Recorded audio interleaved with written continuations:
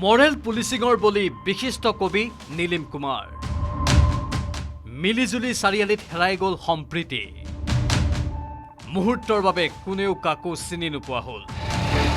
সকলো যেন অচিনাকি। দেওবাৰে বাঘপুৰত কবিতা পাঠৰ অনুষ্ঠানত ভাগ ল'বলৈ গৈ প্ৰায় এঘণ্টা ধৰি আবদ্ধ হৈ থাকিল বিশিষ্ট কবি নীলিম কুমাৰ আৰু তেওঁৰ সতীৰ্থসকল। বৰপেটাৰ বাঘবৰত কবিতা পাঠৰ এটা অনুষ্ঠান আছিল আৰু সেই অনুষ্ঠানত অংশগ্ৰহণ কৰিবলৈ গৈ অবাঞ্ছিত পৰিস্থিতিৰ সন্মুখীন হ'বলগীয়া হ'ল বিশিষ্ট কবি নীলিম কুমাৰ ডাঙৰীয়া। আৰু সেই কথা ইতিমধ্যে ছ'চিয়েল মিডিয়াত তেওঁ যেতিয়া প্ৰকাশ কৰাৰ পাছত সৰ্বত্ৰে প্ৰতিক্ৰিয়াৰ সৃষ্টি হৈছে আৰু বিভিন্ন প্ৰশ্নৰ উত্থাপন হৈছে। মই তেওঁৰ সৈতে আছোঁ, পোনপটীয়াকৈ কথা পাতিম, যিহেতু আপোনালোক সেইদিনাখন উভতি আহিছিল, অহাৰ সময়ত এটা অনাকাংক্ষিত অবাঞ্ছিত পৰিস্থিতিৰ সন্মুখীন হৈছিল। মই বৰ আঘাত পালোঁ অনুষ্ঠানটোৰ পৰা উভতি আহোঁতে, কাৰণ পৃথিৱীৰ বিভিন্ন ঠাইলৈ গৈছোঁ কবিতা পাঠৰ কাৰণে আৰু ইমান কবিতা পাঠৰ অনুষ্ঠানত অংশগ্ৰহণ কৰিছোঁ, কিন্তু সেই অনুষ্ঠানটোৱে সমান মই দুখ পোৱা নাই, কাৰণ মই লিখিছোঁ যে কবিতাৰ সভালৈ গৈ উলটি আহিছোঁ বুকুত এটি গুলি লৈ, তেনেকুৱা এটা অনুভৱ হৈছে। যদিও শাৰীৰিকভাৱে এই হোৱা নাই, কিন্তু বুকুৰ ভিতৰত মানসিকভাৱে এটা গুলি সোমাই যোৱাৰ নিচিনা লাগিছে। মানৱতাৰ য'ত মূল্য নাই, সকলো যেতিয়া অচিনাকি হৈ যায়, তেতিয়া নামি আহে সংকট। মিলিজুলি চক বুলি এটুকুৰ ঠাইত সেইখিনি জেগাত এই হৈছিল অনুষ্ঠান, অঘটনটো ঘটিছিলে। আমি যেতিয়া সেইপিনৰ পৰা আহি থাকোঁতে তীব্ৰ বেগত দুজন ল'ৰা বাইকত পাৰ হৈ গৈছিলে। ইমান বেগত পাৰ হৈ গৈছে, আমি ভাবিছোঁ ইহঁত দুজনৰ কিবা এটা হ'বগৈ, ইমান বেগত যায়নে। সঁচাকৈ কিবা এটা হৈছিলে। আমাক ক্ৰছ কৰি গৈ পেলাই সিহঁতে আগত কিবা পৰি গৈছিলে, নিজে পৰি গৈছিলে শুনিছোঁ। সেইকাৰণে আমাক আগত তেওঁলোকে ফোন কৰি দিলে হ'বলা, আমাৰ আগত গাড়ী ৰখাবৰ কাৰণে তিনিজনমান ল'ৰাই চেষ্টা কৰিছিলে।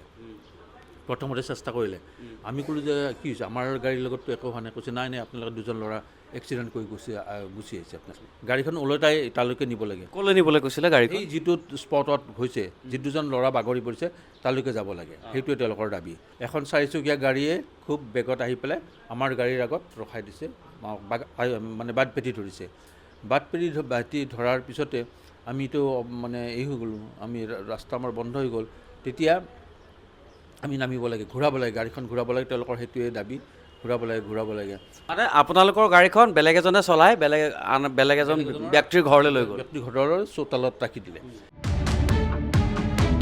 এই অবাঞ্ছিত পৰিস্থিতিৰ বাবে ফোনযোগে বাঘবৰবাসীৰ হৈ ক্ষমা খুজিলে বিধায়ক শ্বেৰমান আলীয়ে। কবি নীলিম কুমাৰ, তেখেতৰ প্ৰতি মোৰ যথেষ্ট শ্ৰদ্ধা আছে। তেখেত অসমৰ এজন স্বনামধন্য ব্যক্তি। তেখেত বা তেখেতৰ লগৰীয়াসকলে যদি কিবা মনত দুখ পাইছে, তেতিয়াহ'লে মই বাঘবৰ সমষ্টিৰ হৈ তেখেতসকলৰ ওচৰত ক্ষমা বিচাৰিছোঁ। যিসকলে এনে পৰিস্থিতিৰ সৃষ্টি কৰিলে তেওঁলোকৰ বিৰুদ্ধে ব্যৱস্থা লোৱাৰ প্ৰতিশ্ৰুতি বিধায়ক শ্বেৰমান আলীৰ। লগতে পৰিস্থিতি সম্পৰ্কত বৰপেটাৰ আৰক্ষী অধীক্ষকৰ সৈতে কথা পাতিলে বিধায়কজনে। এইখন যেনেকে আমি মুখামুখি পাহৰি গ'লে এখন গাড়ী ইফালে গুচি আহিল, গুচি আহি থাকিলে, সিহঁতে চাগে এইটো স্পীডটো আৰু মিলিজুলি আচলতে অকোৱাটো দেখিছে আৰু ৰাস্তাটো ভাল, গতিকে গৈ পেলাই পৰিলে। তাৰ পিছত মানুহে খা খবৰ দিলে যেনেকুৱা গাড়ীখনে খুন্দিয়াইছে বুলি। সিহঁতে ক'লে সেইখন গাড়ী স্পীডত গৈছে, আমাক খুন্দিয়াই দিছে বুলি। সেয়া আৰু এইটো শুনা শুনি হয় গোটেই মানুহ জানে নহয় আৰু এক্সিডেণ্ট হৈছে বুলি একদম। কবি নীলিম কুমাৰক ক্ষমা খুজি বিধায়ক শ্বেৰমান আলীয়ে দিলে ব্যৱস্থা গ্ৰহণৰ নিৰ্দেশ। অৱশ্যে কবি নীলিম কুমাৰে নিজৰ ছ'চিয়েল মিডিয়াৰ পোষ্টত মুছলমান অধ্যুষিত অঞ্চল বুলি লিখা কথাটোৱে দুখ দিয়া বুলিও মন্তব্য কৰে শ্বেৰমান আলীয়ে। এটা কথা ক'ব লাগিব, ময়ো অলপ অন্তৰত দুখ পাইছোঁ। নীলিম কুমাৰ দেৱক মই যথেষ্ট সন্মান কৰোঁ। তেখেত অসমৰ এজন স্বনামধন্য কবি। তেখেতে এটা শব্দ প্ৰয়োগ কৰে যে মুছলমান অধ্যুষিত এলেকা, এই কথাটোৱে আমাৰ অলপ দুখ দিছে। নীলিম কুমাৰৰ সৈতে হোৱা এনে পৰিস্থিতিক ধিক্কাৰ জনাইছে সোণাৰুৰ কবি সৌৰভ শইকীয়াই।